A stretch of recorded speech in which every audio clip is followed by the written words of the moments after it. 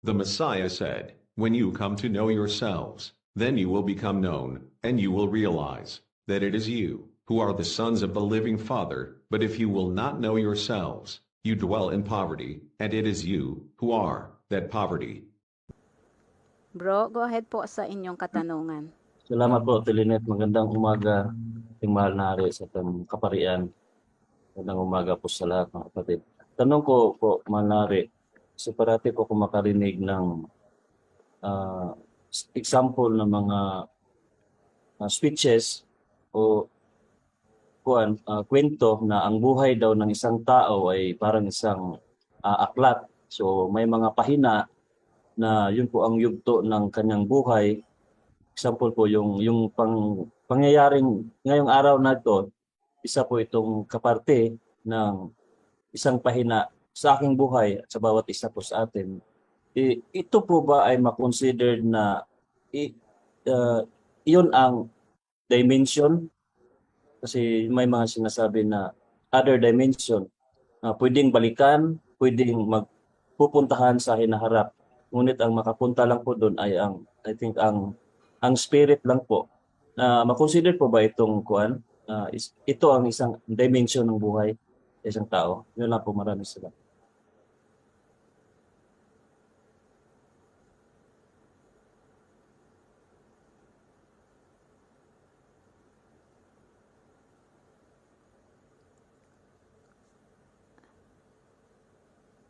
Mahal na hari. Oo, sorry. Oo, sumasagot ako, nakamute pala.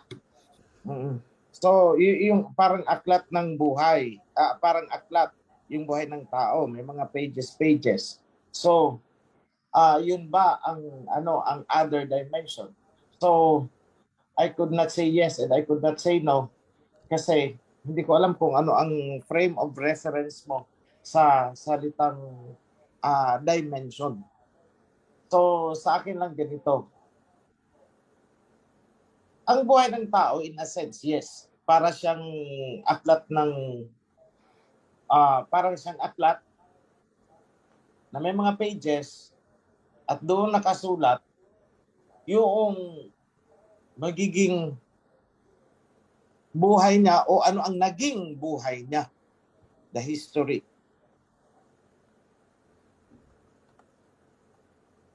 That is the physical dimension. Because that is history. Nag-transcend na sa reality. Pero kung ano ang susunod na mangyayari sa kanya, that is a spiritual dimension.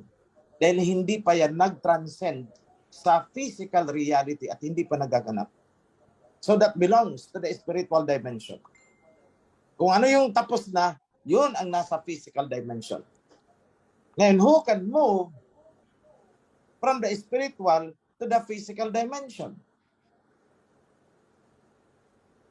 Meron bang tao, meron bang entity na pwedeng balikan ang nakaraan at pwedeng puntahan ang darating? Yes. Meron. Kaya nga may mga prophecy tayo eh. Tingnan mo. Habang inobserbahan natin ang nangyayari, ang nababasa natin, merong messenger. Ang iba dyan, nauna nang nakarating sa future. Kaya sabi nila, ikaw ito, inahuli pa pala ako. Sabi ko, hindi ako yan, malabo mangyari yun. So, ibig sabihin, meron sa inyong nakarating sa future, kaya nasabi ninyo na ikaw ito eh. Why? Because you understood it ahead of time. Hindi pa nangyayari, pero nasabi nyo na ikaw ito eh. Na sinasabi dito. So, ibig sabihin, na-tap mo yung spiritual dimension ng iyong consciousness. Eh ako, hindi ko pa na-tap yun. Mas nauna ang iba dyan sa inyo eh. Kasi ako, naka-stick ako to the present physical reality. Sabi ko, hindi, vlogger lang ako eh. Paano ako maging yan? Vlogger lang ako. That is the physical reality. At the time, hindi activated gaano yung aking na when it comes to, sabihin natin, about myself. Iniiwasan ko yan. Kasi ayoko maging self-serving. Kaya nga, from the very start, Sinasabi na sa akin, ikaw ang mensahero. No, hindi ako yan. Tumigil kayo, kasalanan yan. Then later on, sabi nila, ikaw yung king. Sabi ko, nako, tumigil kayo. Si King Yahweh lang ang king. Hindi, may magiging king eh. Sabi ko, hindi. Pagbaba ni King Yahweh, siya yung king. Because I am answering mula sa point of view of my physical reality. Ayokong tingnan ayokong tingnan yung nasa spiritual realm tungkol sa usaping ito. Because it concerns. Tungkol sa akin eh. Ayoko. Baka magkasala ako eh. So, just let it be. Kung yan, edi yan. Kung hindi, edi hindi. Di naman ako naghahangad ng kung ano. Basta ako gusto ko lang maging vlogger. Mailabas ko itong na-reveal sa akin. Tapos, then I will walk away. Ayoko ng sakit ng ulo. That was the original plan sa akin as I look back at the history and then as I look at the present reality at then project ko yung future, ito ang mangyayari. Pero pagdating doon sa usapin na ako na ang in question, iniiwasan ko yun. Ayoko. Kasi for me, ito yung isang pagkakasala. That is self-glorification. Sabi ko, no. Huwag mo akong magkakasala ako dyan. And it took me months and months and months and months and months and months. Almost 1 year bago ko tinanggap yan eh. Because each time na i-approach ko ang usapin yan, my mind shuts down. Nagsa-shut down ang isip ko eh. Kasi ayokong arukin. Sabi ko, no. But then, nung tinanggap ko, sige, mensahero. But sa inyo, ang tingin niyo is mensahero, yung parang, wow, ito yung spiritual, ito yung banal-banalan, ito yung ganito-ganito. That is how you imagine. Pero ako naman, ang imagination ko, sige, tanggapin ko mensahero, not in that context na inaakala ninyo, but rather, mensahero, in a sense na taga-deliver lang ako ng sulat. Mensahero. O eto, ginawa ko yung sulat, YouTube, video, in the form of a video, at diniliver ko. Ayan, mensahero ako. Sige na, para matigil kayo. Yun lang akin. Tinakbo ko, sige na nga, para matigil kayo. O sige, ako ng mensahero. Ano ba naman yun? Tama naman. Contextually, in literal sense, mensahero naman talaga ako. Nag-upload ako ng mga video. Tapos, andyan yung edi, sige na nga, mensahero. Edi, natigil sila. Pero sa kanila, hindi, yung spiritual mensahero ito. Pero sa akin, hindi. Parang kartero lang ako. So magkaiba ang frame of mind. Then later on, they pushed me another several steps forward. Ikaw yung king. Sabi ko, tigil-tigilan ninyo ako. Paano ako magiging king? Hindi ikaw to ikaw ito ikaw ito ikaw ito napilitan na nga ako. Sige na nga, ano ba talaga ang meron? Kasi it amazed me. And it stirs my curiosity. Andun yung curiosity ko na para ng, alam mo yun, sabi ko, hindi ako magkakaroon ng peace of mind kung hindi ko talaga ito haharapin. So I decided na harapin ko ito. At the time na hinarap ko ito is nasa kalagitnaan na ang revision ng Bible. Or almost tapos na yata kami ng kunti na lang ang natitira sa Old and New Testament, kunti na lang.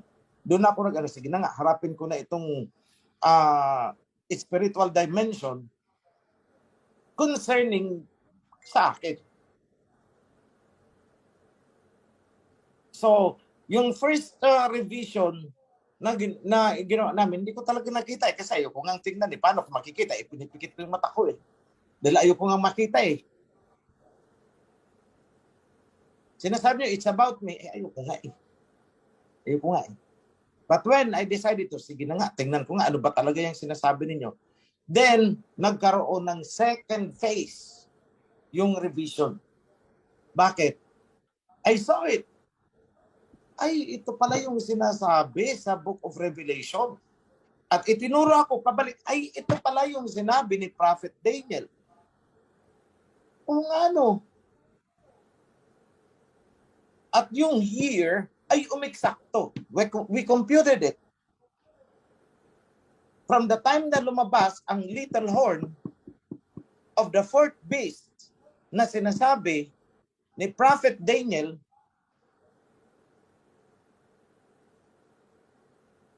we counted 1,260 days in years. Lumagpak. 2016.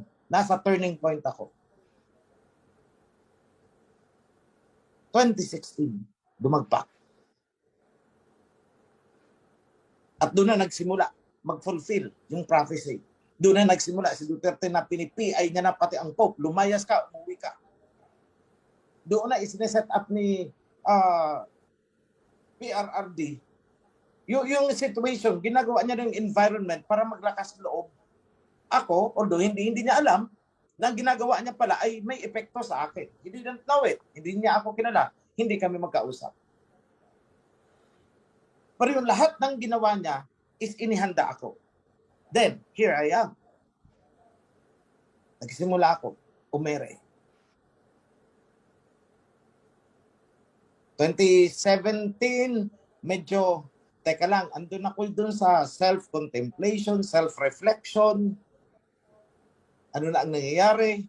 Alam mo yung parang nag-journey ka na, back and forth. You lost interest na sa worldly activities.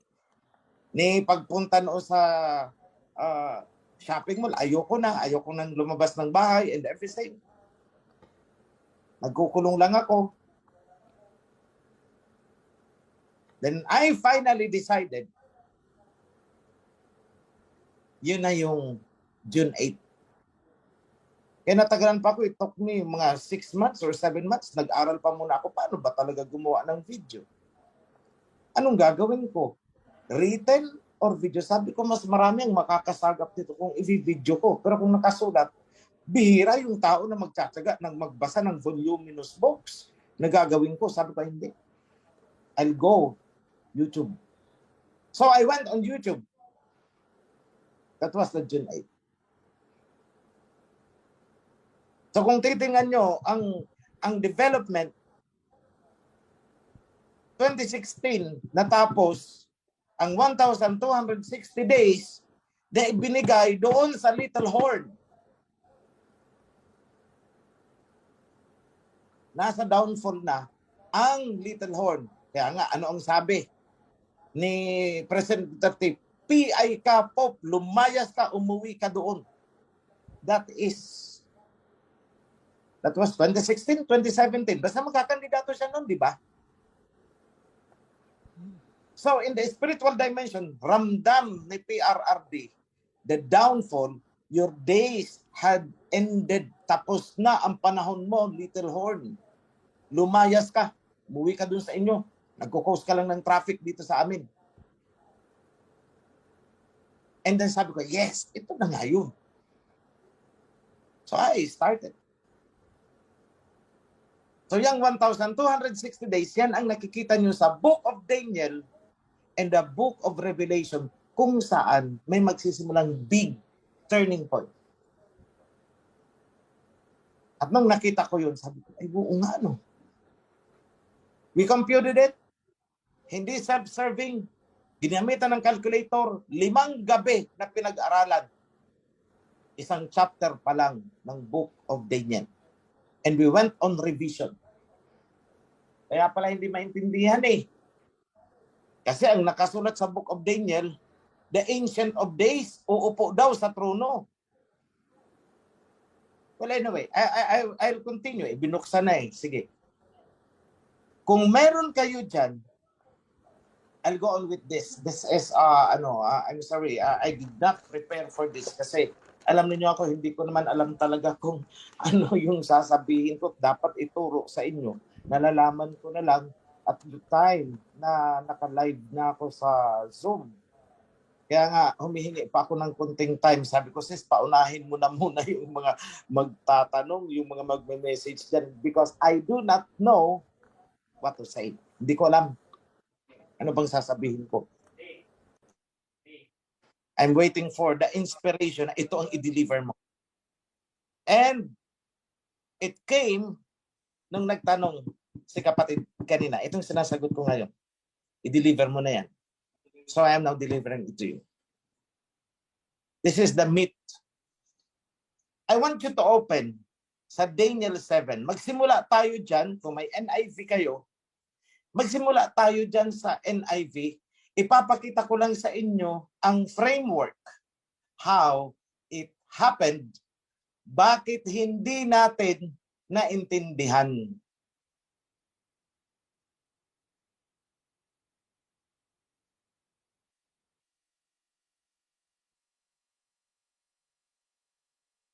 Daniel 7:7. Doon kayo magsimula. Can anyone read it, please? Yung mga GOD, alam na yan ng ating narrator. Andyan ba si Bro Ed? Use the NIV para pareho ang framework natin.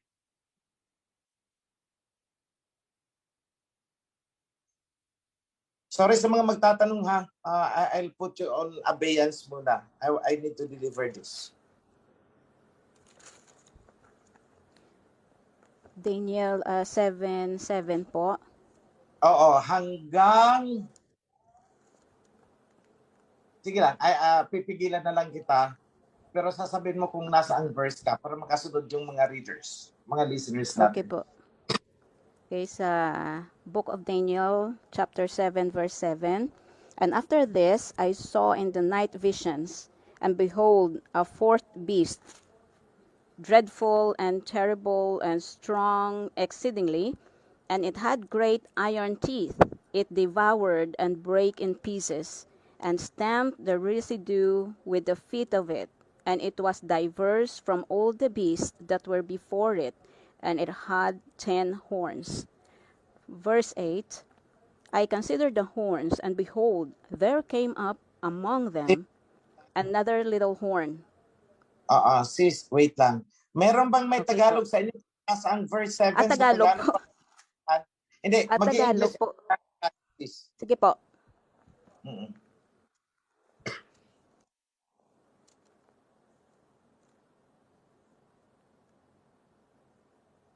Pagka Tagalog. Sa Tagalog, pagkatapos nito'y may nakita ako sa pangitain sa gabi.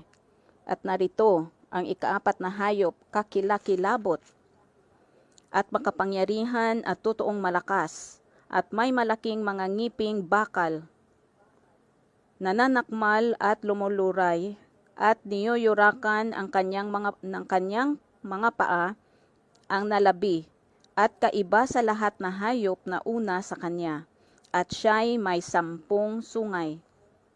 Okay, verse 8 in English. Verse 8 in English, I considered the horns, and behold, there came up among them another little horn, before whom there were 3 of the first horns plucked up by the roots. And behold, in this horn were eyes like the eyes of men, and a mouth speaking great things. Okay, in Tagalog. Sa Tagalog, aking pinagdilidili ang mga sungay, at narito, sumibol sa gitna ng mga yaon ang ibang sungay. Isang munti na sa harap niyaoy 3 sa mga unang sungay ay nabunot sa mga ugat. At narito sa sungay na ito ay may mga mata na parang mga mata ng tao, at ang isang bibig na nagsasalita ng mga dakilang bagay. Okay. So, isi-simplify ko lang ang sinasabi kasi 4 na beast ito 4 na hayop na magkakasunod na ipinakita kay Daniel. Yung pang-4 na hayop may 10 sungay. Tapos, natanggal yung 3, may sumibol na isang maliit na sungay. Yan yung sinasabi ko sa inyong little horn. Yung sa verse 8, okay, yun na pala ang sa verse 8 na explain ko na. Okay, verse 7 and verse 8. Proceed kasi sa verse 9. NIV sis, ang gamitin mo please. Verse 9 and 10. Verse 9, sandali. In IV, sandali po.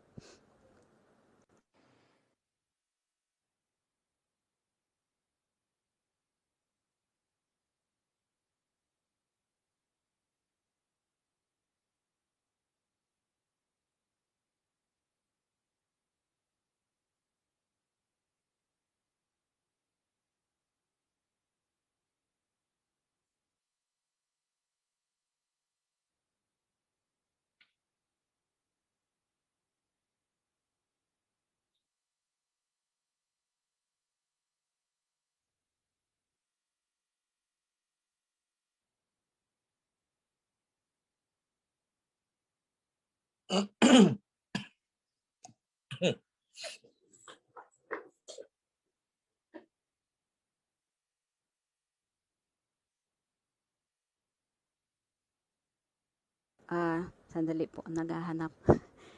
Daniel 7 verse 9. O yung may electronic copy Okay. din at may, pakitulungan si sis. 7 verse 9. Daniel 7.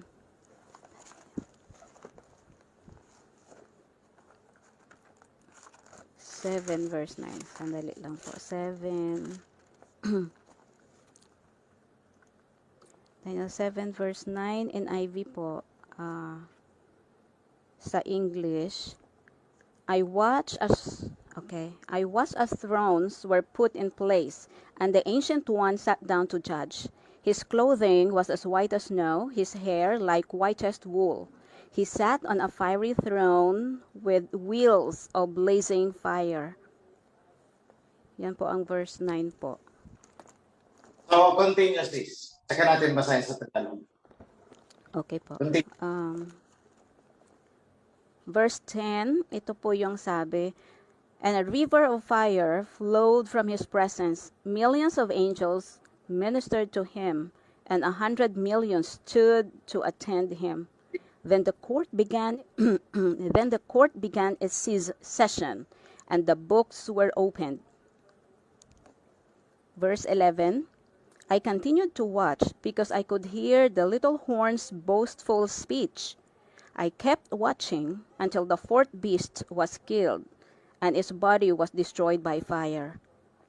Verse 12, As for the other three beasts, their authority was taken from them, but they were allowed to live for a while longer. Verse 13, As my vision continued that night, I saw someone who looked like a man, coming with the clouds of heaven. He approached the Ancient One and was led into his presence.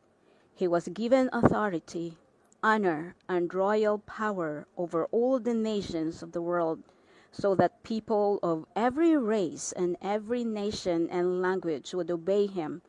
His rule is eternal. It will never end. His kingdom will never be destroyed. 14 po. Sige. Verse 15, I, Daniel, was troubled by all I had seen, and my visions terrified me. So I approached the one of those standing beside the throne and asked him what it means. He explained it to me like this. These four huge beasts represent 4 kingdoms that will arise from the earth. But in the end, the holy people of the Most High will be given the kingdom, and they will rule forever and ever. Verse 19, Then I wanted to know the true meaning of the fourth beast, the one so different from the others and so terrifying. It devoured and crushed its victims with iron teeth and bronze claws, and it trampled what was left beneath its feet.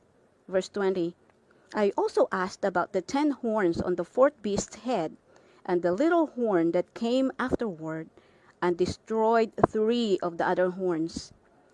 This was the horn that seemed greater than the others, and had human eyes and a mouth that was boasting arrogantly. Verse 21, As I watched, this horn was waging war against the holy people and was defeating them.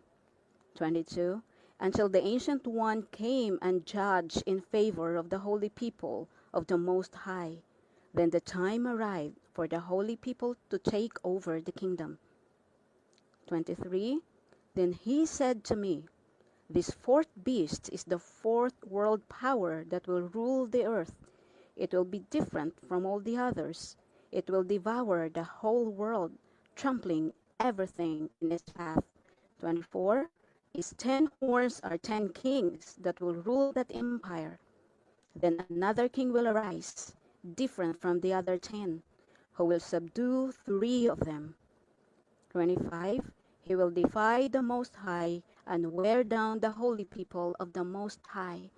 He will try to change their sacred festivals and laws, and they will be placed under his control for a time, times and a half a time. Verse 26, but then the court will pass judgment, and all his power will be taken away and completely destroyed. 27, then the sovereignty, power, and greatness of all the kingdoms under heaven will be given to the holy people of the Most High. They will rule forever, and all rulers will serve and obey them. 28, that was the end of the vision. I, Daniel, was terrified by my thoughts, and my face was pale with fear, but I kept these things to myself. Okay. Pakibasa sis sa Tagalog. Sino may Tagalog dyan? Tagalog na NIV po o King James po? Tagalog na NIV siguro. Mga kapatid, patulong po sino may NIV na Tagalog po.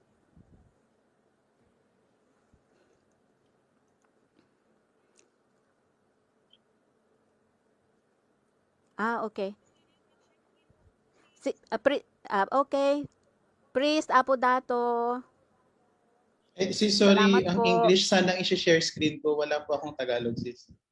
Walang Ang Tagalog English sana po. kanina. Oh. Sige, sige. Sorry po.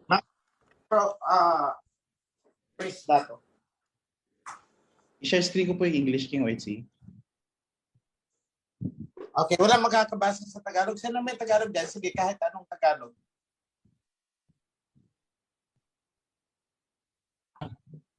Ito po, Mahal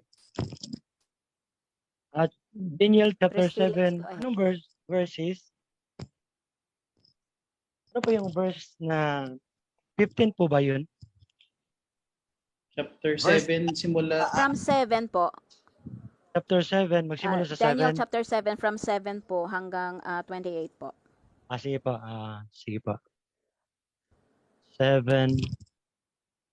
Ito po, Daniel chapter 7, verse 7.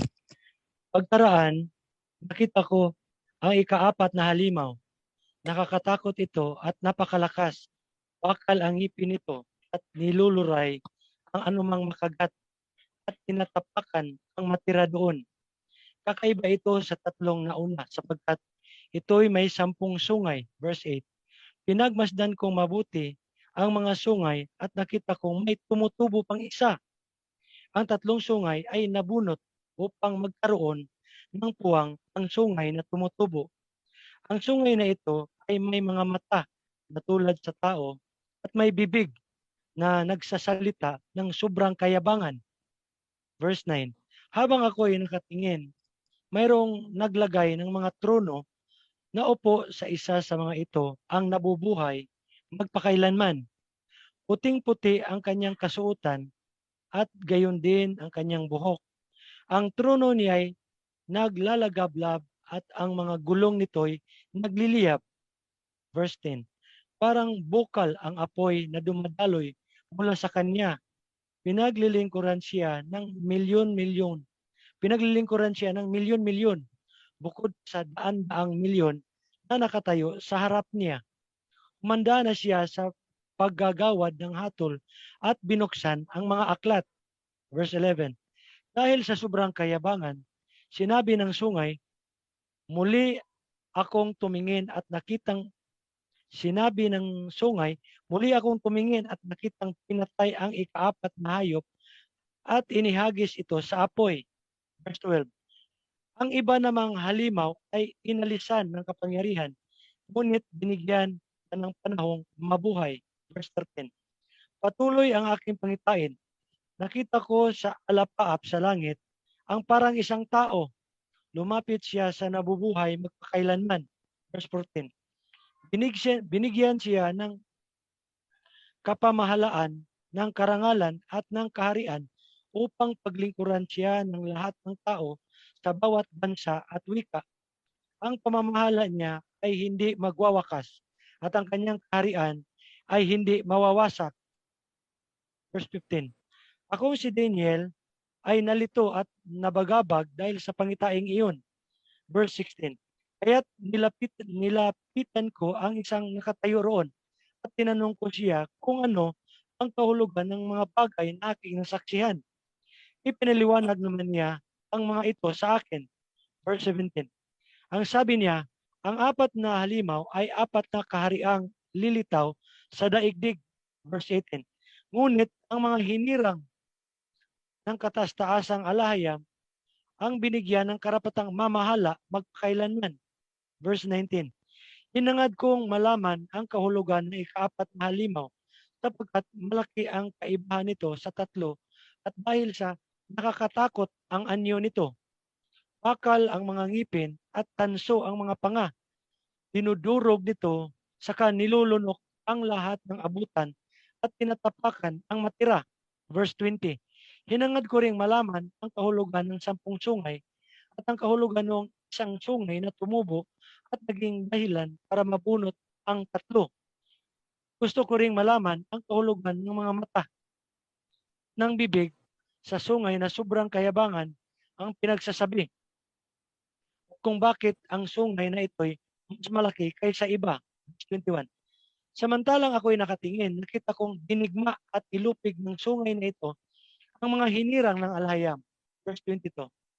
Pagkatapos dumating ang nabubuhay, magpakailanman at nagbigay ng hatol sa panig ng mga hinirang ng kataas-taasang alhayam.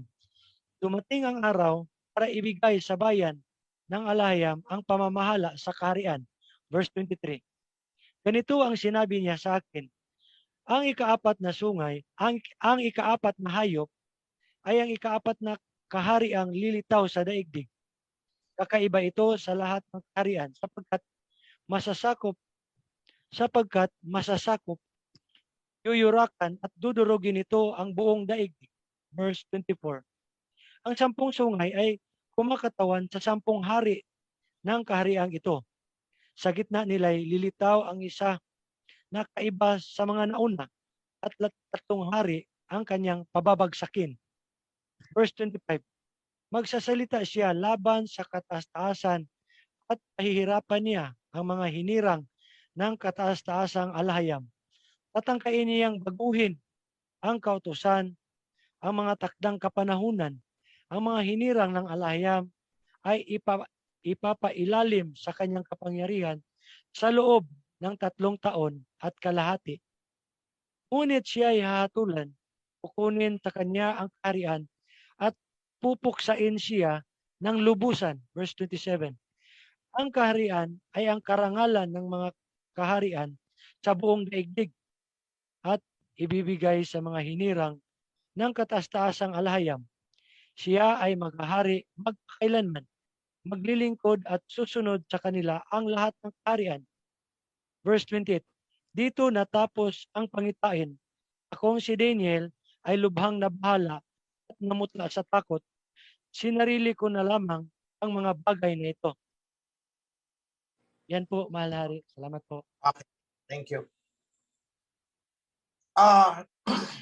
Gusto kong bantayan ninyo, pansinin niyong mabuti yung mga tauhan o characters sa loob ng Book of Daniel at saka Book of Revelation. Ipapakita ko sa inyo mamaya.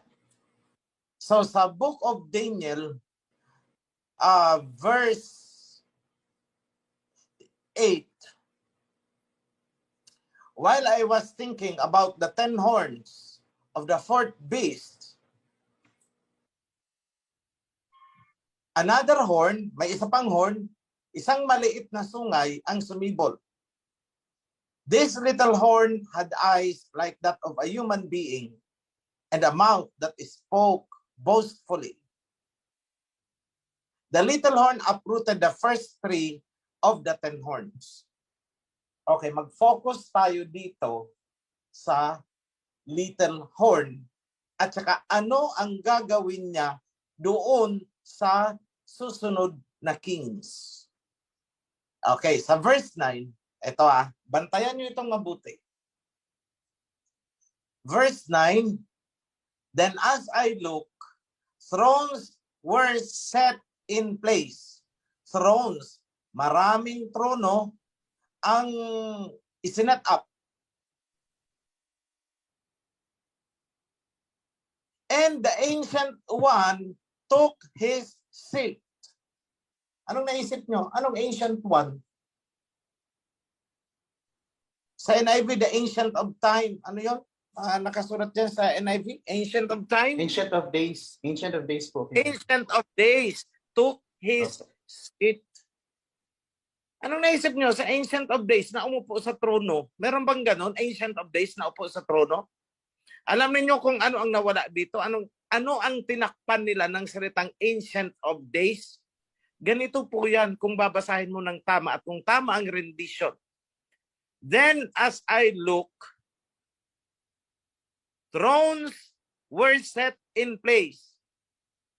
May inilatag na mga trono, maraming trono.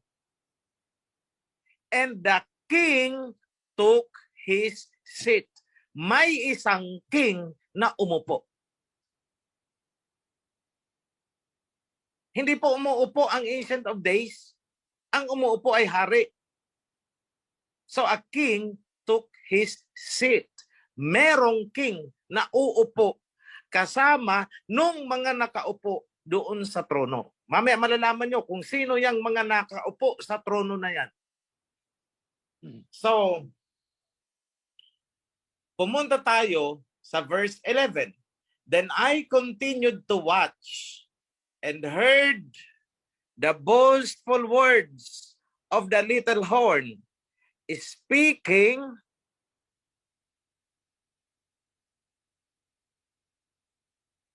I kept looking until the beast was slain. Okay. Ngayon,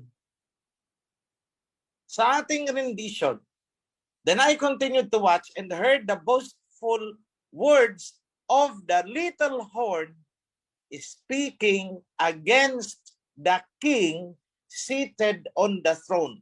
Bakit ginawa namin ganyan? Because yan po ang nakasulat sa Book of Revelation. Makikita nyo mamaya. So the Book of Revelation ni John, kinorek niya itong kakulangan dito. Nagsasalita ang little horn laban doon sa king na nakaupo sa trono. Okay, ngayon, mag-iisip kayo. Ito ang gusto kong i-correct sa mga pag-iisip nyo dahil alam ko marami sa inyo ang galing sa mga doktrina. Kung inaakala ninyo na ang nakaupo sa trono kasama nung mga marami pang trono doon ay si King Yahawashai, nagkakamali po kayo. Bakit? Kung nasabi na hindi yun si King Yahawashai. Eto ha. So tandaan ninyo, ipicture ninyo sa isip ninyo, may trono, mga trono na na-set up. At may isa doon na naupo sa trono kasama ng mga marami pang trono doon. Okay? May king na umupo sa trono. So, verse 13. Eto na. Kaya masasabi ninyo na ang nakaupo pala doon ay hindi si King Yahawashai. Verse 13. Then I looked and saw the son of Alahayam. Anong pagkakasulat niyan dyan sa ano? Sa NIV. In my vision at night, I looked and there before me was one like a son of man coming with the clouds of heaven. Yan si King Yahawashai. So nilinaw natin yan sa ating rendition, sa ating version. Ganitong nasusulat. Then I looked and saw the son of Yahweh Alahayam coming down through the clouds of heaven, appeared and approached the king who was seated on his throne. Di ba yun ang sinasabi sa 13? O, tingnan nyo. In my vision at night, there before me was like a son of man. Ginawa talaga nilang son of man, si King Yahawashai. Coming with the clouds of heaven, o bumababa. He approached the Ancient of Days and was led into his presence. O, si King Yahawashai, nilapitan niya, pinuntahan niya yung king na tinawag nilang Ancient of Days, tinakpan nila, nilapitan ni King Yahawashai pinuntahan ni King Yahawashai. Napakalinaw na yung nakaupo pala sa trono ay hindi si King Yahawashai. May king na nakaupo sa trono. Bumaba si King Yahawashai at pinuntahan niya yung king. Nilapitan niya. Pinuntahan niya. So malinaw po ang Book of Daniel.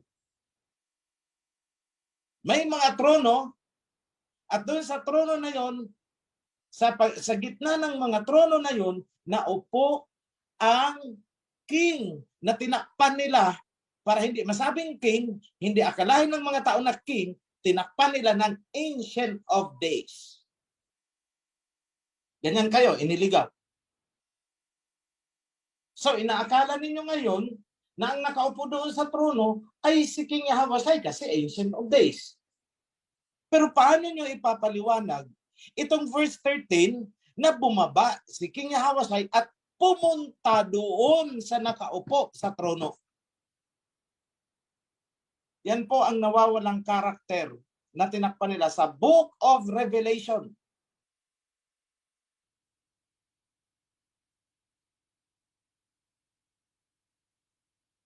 O anong ginawa ni King Yahawashai?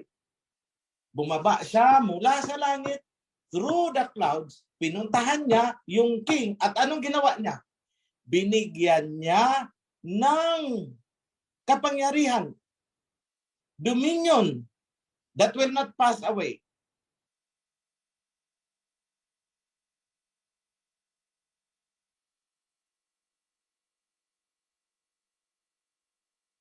Okay, ngayon, dadalhin ko kayo doon sa meaning ng fourth beast.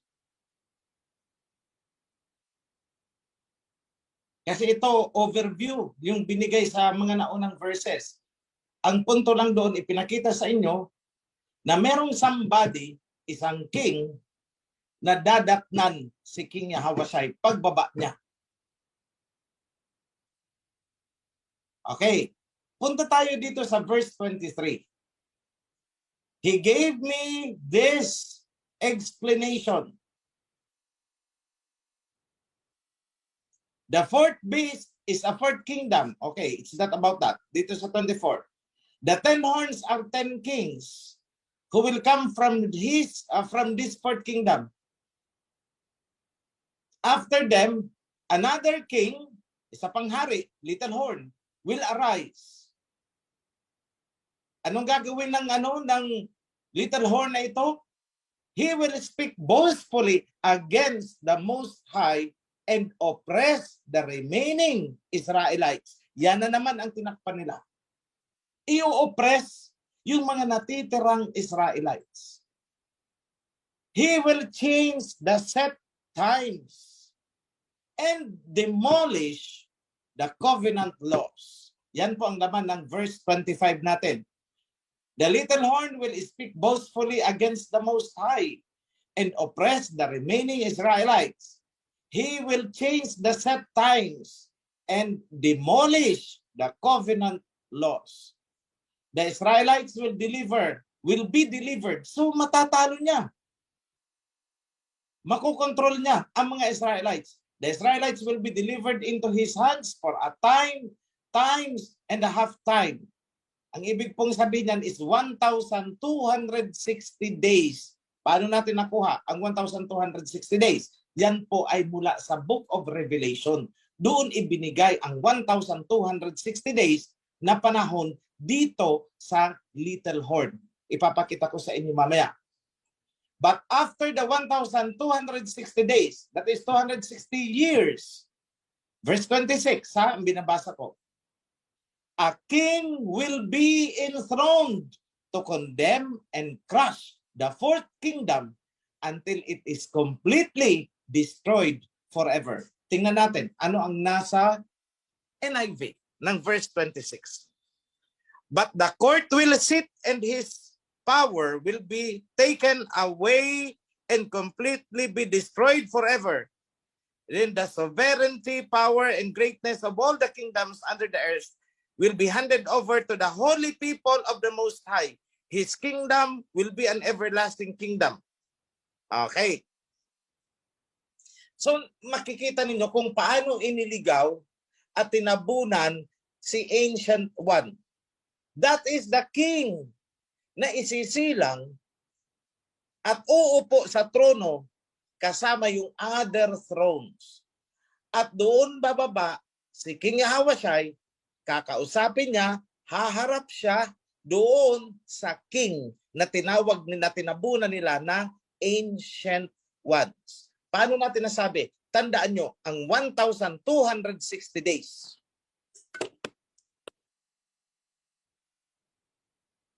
Okay, so pumunta na tayo sa Book of Revelation. Sa Book of Daniel yan. Punta tayo sa Book of Revelation. The Woman and the Dragon. A great sign appeared in heaven, a woman clothed with the sun, with the moon under her feet, and a crown of 12 stars on her head. O si Mama Mary daw yan, sabi nila. Yung woman ay buntis. She was pregnant and cried in pain as she was about to give birth. Oh, may isisilang ang woman. Then another sign appeared. Anong lumabas? Red dragon na merong 7 ulo at 10 sungay. Ito yung 10 sungay na nakita din ni Daniel. Okay, the dragon stood in front of the woman who was about to give birth. Inabangan niya ang isisilang na bata the moment the child is born. Bakit? Kakainin niya. Lalamunin niya. Ibig sabihin, papatayin niya. But the woman escaped to the wilderness where she was taken care of for 1,260 days. Then she gave birth to a male child in a place prepared for her. Yan po ang sa version natin. But I want you to see by chronology na sinasabi pala ni Daniel na a time and a half times and a time is 1,260 days. Galing dito sa Book of Revelation. Inayos na ni John. Verse 6, the child was chosen by Yahweh and given a throne to rule the heavenly kingdom with a gold scepter and an iron hand. Ano ang sinasabi dyan? Pagkakasulat niya sa mga Bible ninyo. Yung child daw ay inisnatch ng ama at dinala sa kanyang trono sa kalangitan. So again, that is the trick. Iniisip ninyo all the while na itong isisilang na bata ng woman ay si King Yahawashi. All the while, inaakala ninyo na ang prophecy na ito ay tungkol kay Messiah Yahawashi. Ganyan kayo niloko. Bakit? Hindi po ito si Messiah Yahawashi. Bakit ko nasabi? Eto. Sino ang nagbigay ng prophecy na ito kay John? Ng vision? Hindi ba't si Messiah Yahawashi? Kailan ibinigay ni Messiah Yahawashi? Tapos na siyang isilang. Tapos na siyang makrucify. At nakaakyat na nga sa langit eh. Paanong nangyari na ibinigay niya ang prophecy, huli na kay John? Ibig sabihin, tapos na, nangyari na, tsaka pa lang siya nagbigay ng prophecy kay John? Di ba mali? The estimate is, itong Book of John, according to sources, which is may mga slight differences, itong revelation kay John ay isinulat niya 30 years, 30 years matapos umalis si King Yahawashi. So ibig sabihin, hindi ito tungkol sa pagsilang kay Messiah Yahawashi. Dahil tapos na eh. Bakit pa ipaprophesy? Pag sinabi natin prophecy, mangyayari pa lang. Ibinigay prophecy kasi yun ang magaganap. Tapos na, naganap na, nahuli ang prophecy. So in short, again, hindi po ito tungkol kay Messiah, King Yahawashi. Tungkol ito saan? Doon sa king na sinasabi ni Daniel na may king na uupo sa trono. At yun ang pupuntahan ni King Yahushua pagbaba niya dito sa mundo. Sa kanyang muling pagbabalik. Eto.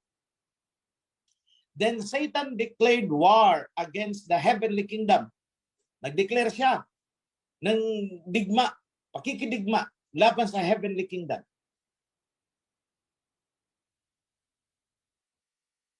Then, the king of Meshech, ito, later ko nalilinawin ko sa inyong king of Meshech ha, kasi ang nakasulat to is Michael Arcangel.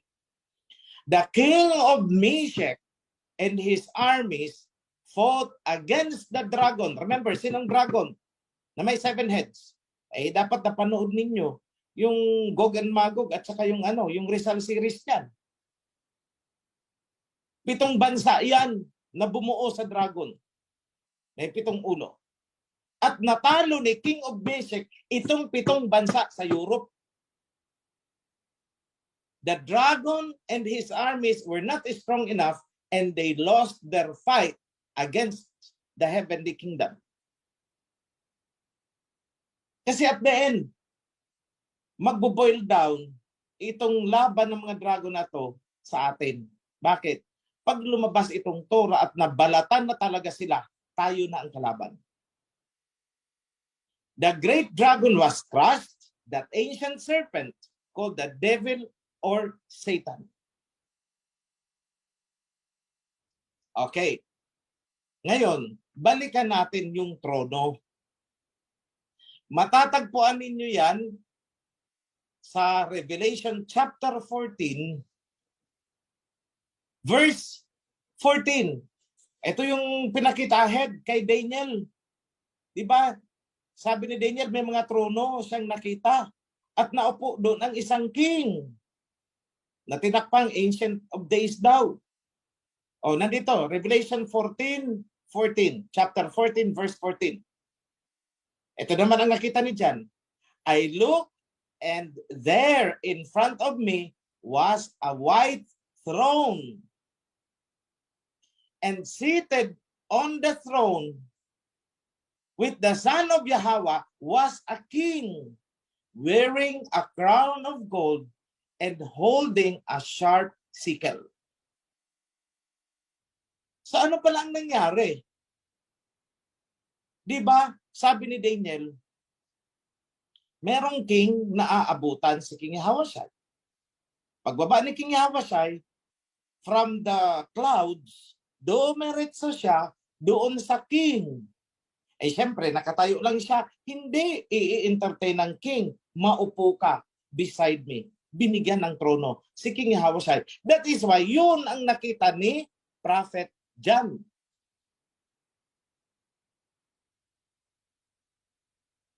May sickle.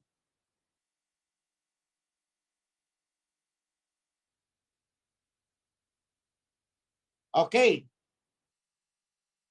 Ngayon, sa chapter 19, Revelation pa rin, verse 11, makikita nyo dito. I saw the heavenly kingdom is standing open, and there in front of me was a white horse, whose riders were the king and the almighty King of Kings. Dalawa ang nakasakay dyan. Horse is a throne, kapangyarihan. With justice, they judge and wage war.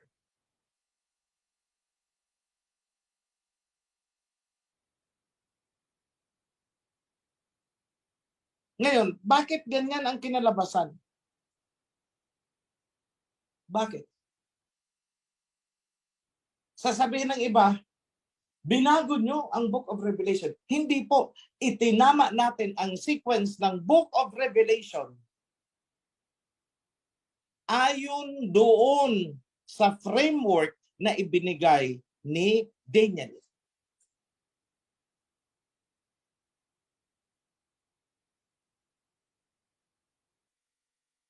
Okay, may nakalimutan pala ako dito sa woman. Okay, so balikan ko lang ito ha. So binigyan ng 1,260 days na babagsak tayo sa kamay ng mga kaaway natin. Yun ang sinasabi sa verse 5 ng chapter 12. Sorry, nalaktawan ko ito.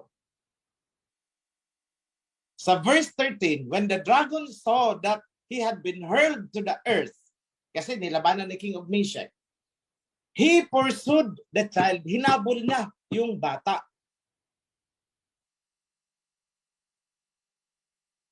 But the child was given 2 wings of a great eagle. Binigyan ng pakpak ng eagle. Kaya ang logo natin ay eagle.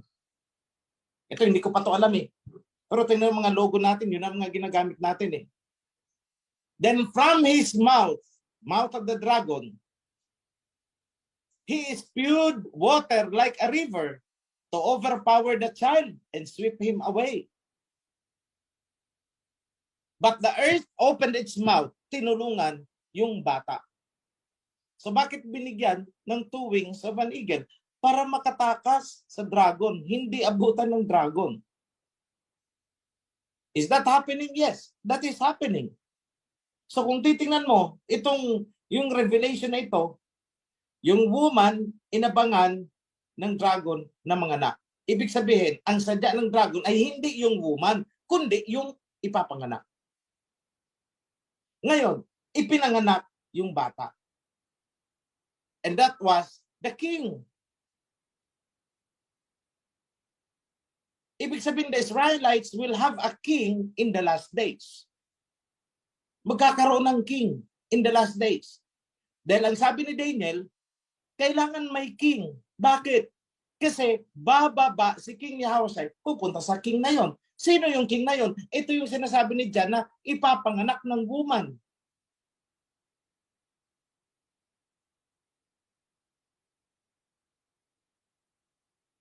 Ngunit wawanti din nitong dragon, yung bata, papatayin niya. Gusto niyang patayin. Pero binigyan yung bata ng 2 wings of an eagle para makalipad at hindi abutan ng dragon. So anong symbol natin? Eagle. Hindi ko pa ito naintindihan noon. Eagle na ang ginagamit natin. Kailan lang ito na-reveal sa amin? This week lang. Sabi ko, kaya pala eagle. Kaya pala yung design ng throne na ipinapagawa ko, ang backdrop is napakalaking nakadipa na eagle sa likod ng upuan ng trono. Because of this pala, akala ko noon, yung babae ang binigyan ng pakpak. Yung pala is yung bata na isinilang binigyan ng pakpak of an eagle. So, kung titingnan nyo, sa previous interpretation ng mga pastors dito, yung woman ang binigyan ng wings, kaya nakatakas. Hindi po. Dahil ang kailangang tumakas ay ang child. Sa previous pastors natin, ang sabi nila, si King Yehoshua yung isisilang. Hindi po, kasi tapos nang naisilang eh. Nakaakyat na nga sa langit eh. Huli naman ang prophecy ni John. See? That's why when you read the book of Revelation, dapat alam ninyo kailan isinulat ang book of Revelation. Bago isilang ang Misaya o tapos nang naisilang ang Misaya at nakaakyat na. So ang sagot doon, nakaakyat na nga siya. So this is not about him anymore.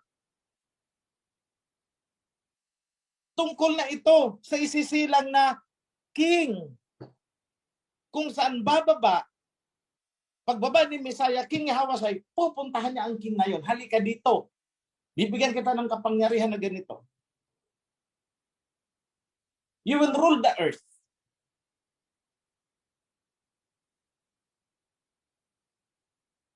Kasi sinulat niya yan eh, na I will give him authority just as the Father has given me authority.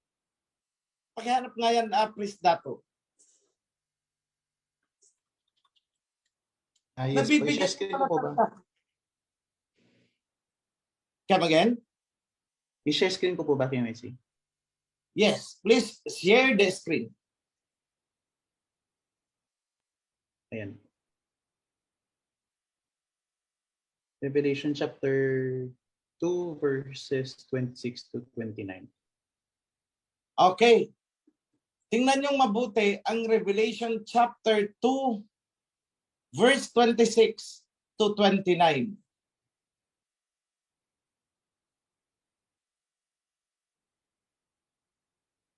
To the one who is victorious and does my will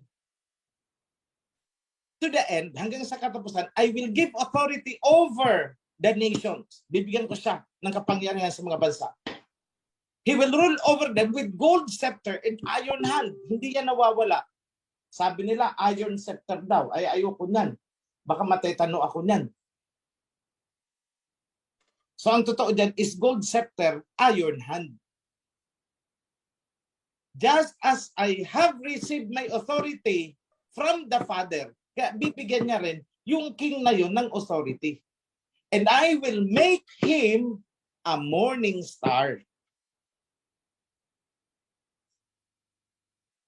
See? O sino ito? Balikan niyo ulit ang Malakay chapter 3. I will send my messenger. Abangan ninyo, hintayin ninyo. Hanggang sa John 15, I will send my messenger. Tinakpan, ginawang espiritu di bulto. I will send my messenger. And Yahweh will enter his temple. Kaya nagpapagawa tayo ng temple. Without the temple, without a king, hindi bababa si King Yahweh. Yan ang malinaw ngayon. Kung walang temple, walang king, hindi po bababa si Messiah Yahweh. Never. Bakit? Anong nasusulat ni Daniel? May nakaset up na mga throne at nakaupo doon ang king at yun ang pupuntahan ni King Yahweh. Malinaw yan sa Book of Daniel. Nilaro tayo, naloko tayo ng napakatagal na panahon.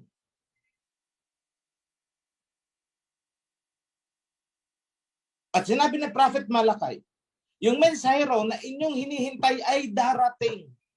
He will appear.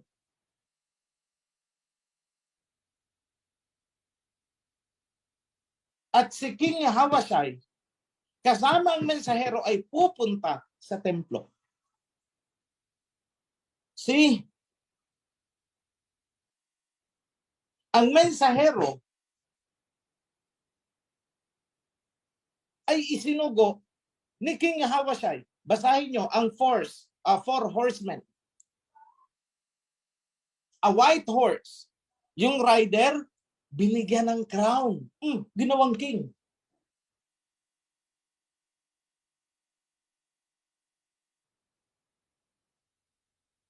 Kaninong kagustuhan yon? Kay King Yahweh. Bakit? Siya ang nagbukas ng seal. Siya ang nagbukas ng selyo, yung 7 seals nun. Siya lang ang nakapagbukas. Walang ibang nakapagbukas kundi si Messiah Yahweh lang, the Lamb. At nung nabuksan na yon, lumabas ang 4 horsemen. Ang nauuna, nakasakay sa puting kabayo. Binigyan ng korona. Ginawang king. Bakit ginawa niyang king? Dahil sa pagbaba niya, ayon kay Daniel, pupunta siya doon sa king na yon. And itong king na ginawa will be part of the judgment. The wine press.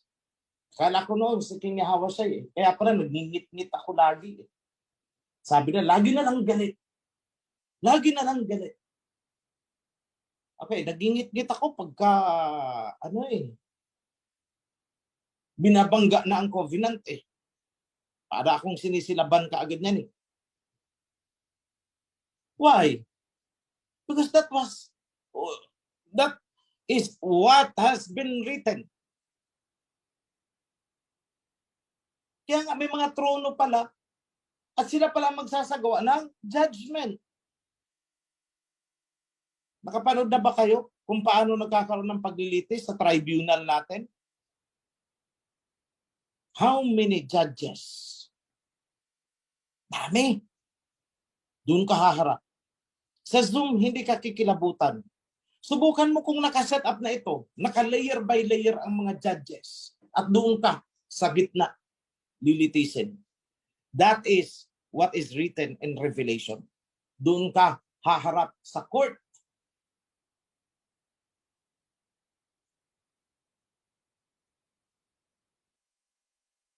So as you can see, itong mga kaalaman na ito, hindi inilabas ni Daniel ng buong buo at kumpletong-kumpleto, although ipinakita na sa kanya.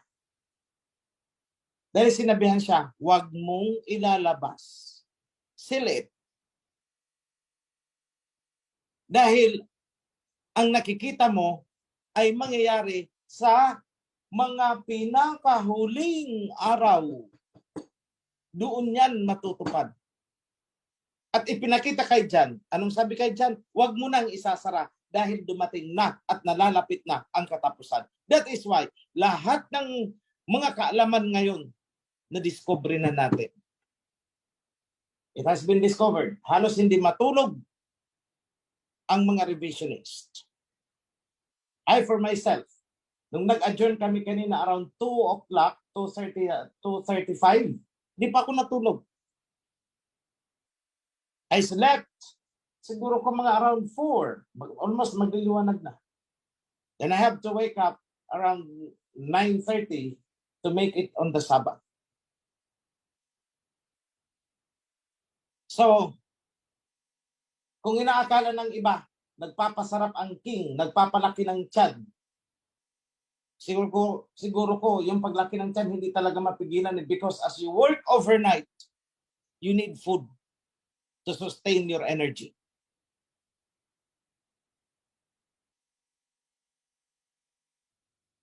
And all these things ay revealed na.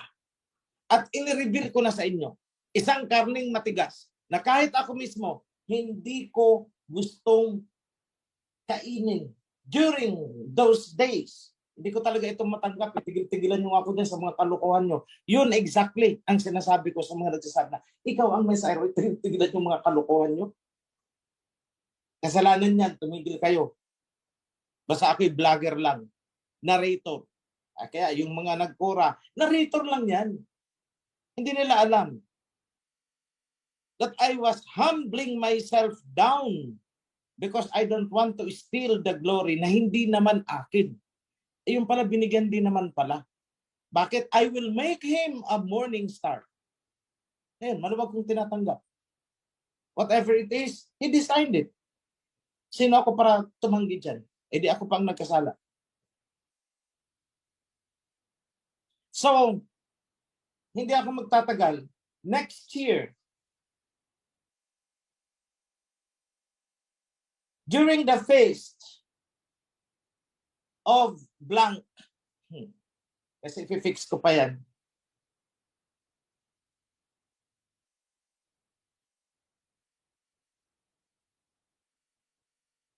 Hopefully kasi kayanin.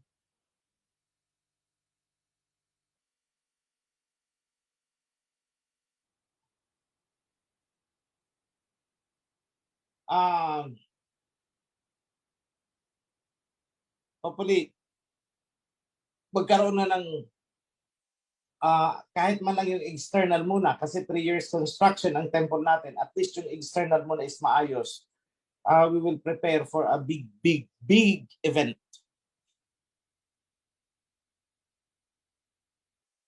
Tsaka nyo na malalaman. It could be on the Feast of Weeks. Depende. Tingnan natin.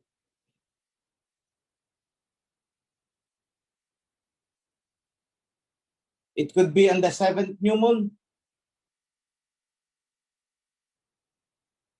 We will see. But we will announce kasi maraming gustong umuwi.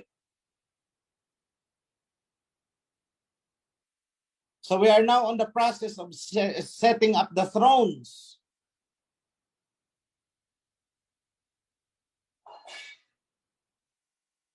Hindi ko naman pwedeng wag yang gawin because it is what is written. Sa kanila hindi revealed itong sekreto ng kingdom, but it has been revealed to us. Sa atin, ibinigay ang kaalaman. Kahit kay Daniel, hindi ipinalabas noon. Basta pinakita lang ni Daniel ang susi para maunawaan ang sequence. So ngayon, I'm confident. Hindi tayo nagkamali. Kaya yung mga nag-design, hindi pa ito actually na ano. If you can see, mula sa ring na isinusot ko, it is an eagle. Mula sa mga logo, it is an eagle. Hanggang sa baptism ni Messiah Hawashainon, it was an eagle. Pinakawalan ni Noah, it was an eagle. The bird of prey was an eagle, is an eagle. And Book of Revelation, 2 wings of an eagle was given to the child para hindi siya lamunin ng dragon. The dragon is there. Mararamdaman natin ang full impact the moment na lumabas ang Torah and Covenants. Mababalatan sila. Because from the mouth of the one seated on the throne, mula sa bibig ng nakaupo sa trono, lumabas ang sword, a double-edged sword that will tumble down the enemies. Ano ang sword? The word of Yahweh is like a double-edged sword. It penetrates the bone and the marrows. So all the while, hinihiling ko sa inyo, yung mga hindi kayang i-digest itong message na binigay ko, magpatulong kayo sa priesthood. Hindi yung basta kayo, ay nako, ganito, nagkura na. Dahil hindi nyo naintindihan. Kapag kayo ay nagkura, hindi namin kayo hahabulin. Then nasusulat din naman na huwag pang hinayangan itong mga kasama na umalis sapagkat hindi talaga sila kasama sa inyo. They don't really belong to you. Sa mga naghahamon, naku, aalis, umalis ka. Huwag kang magpapigil dahil hindi ka namin pipigilan. Anyone.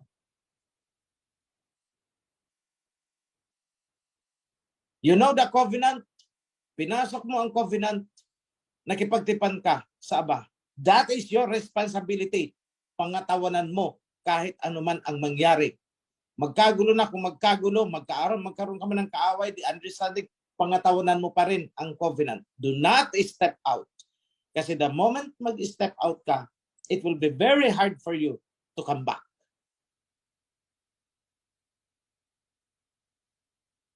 May authority? Yung sinabi ko, yes. Tanungin nyo, si Kefa. By the way, Kefa is Simon Peter. Yan ang totoo niyang pangalan, Kefa. Tanungin nyo, anong sinabi niya? Kung sino man ang inyong paalisin dito sa lupa, paalisin sa langit. Sino ang tanggapin ninyo? Tatanggapin sa langit. Anong langit na sinasabi? Kingdom. Yan lang po mga kapatid. Pag-aralan nyo ulit yung mga verses na binigay ko. Paalala ko lang sa inyo, titigan nyo mabuti ang mga characters para hindi na kayo maloko at para maalis ang inyong mga agam-agam. Very soon, lalabas itong ating Torah and Covenant. Tapos na po kami. Tapos na ang second reading ng New Testament. And kagabi natapos namin ang Genesis. Tonight, moving on to Exodus na po kami. Then tomorrow, maybe kung kayanin ng strength, sana matapos namin ang Exodus tonight and tomorrow is masimula na ang Leviticus. Then after the second reading, there will be another reading, another review. That will be the third and final review. Then papasok na siya sa layout, graphic layout.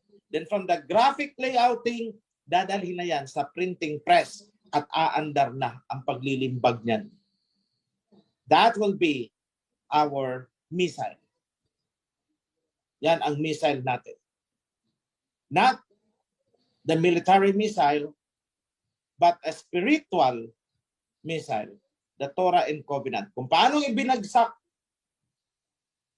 ni Jose Rizal ang no limit tangere sa ulo ng dragonon, that is how and that is what we will do with the Torah and Covenant. Ihahampas natin sa kanilang mga ulo. Because that is the will of Abba Yahweh. Mga kapatid, let me bless every one of you. Pagpalain kayo sa ngalan ng ating Ama, Abba Yahweh, and King Yahweh. Lahat kayo, hindi ko na iisa-isahin. Lahat kayo pagpalain. Yada, happy Sabbath. Shalom.